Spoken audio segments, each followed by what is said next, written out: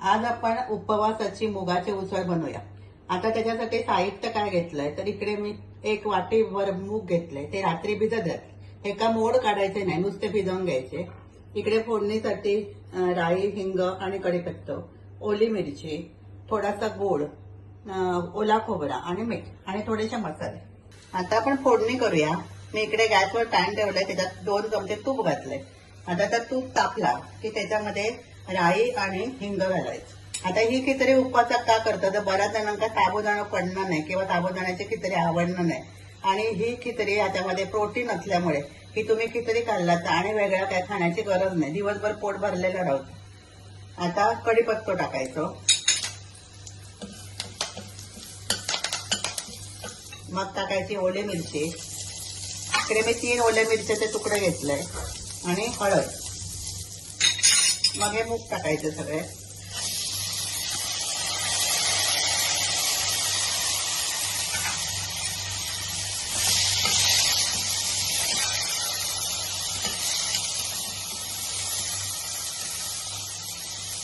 आणि मूग बुडतील एवढा पाणी घालायचं आणि शिजत ठेवायचं। आता जवळपास 10 मिनिटं मी शिजवून घेतलं। आता आपण उघडून बघूया। आता ह्याच्यातलं पाणी थोडा कमी झाला, हटला, पण मूग थोडेसे अजून कच्चे असत, शिजू आहे। आपण काय करूया, त्याच्यात थोडासा अजून पाणी घालूया आणि 5 मिनिटं शिजत ठेवूया। आता आपण उघडून बघूया, 5 मिनिटं झाली।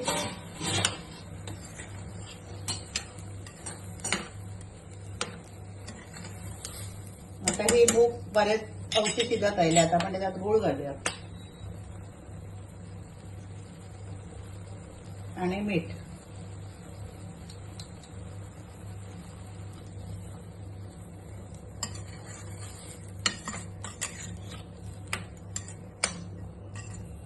थोडा वेळ झाकून ठेवूया परत। आता हे मूग छानपैकी शिजले आणि ह्याच्यातलं पाणी पण आटलेलं होतं, तर आता आपण वरून खोबरा घालू।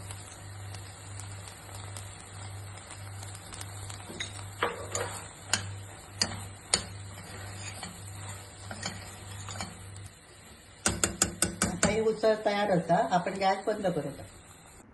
अशी ही मुगाची गोडी उसळ आता तयार झाली।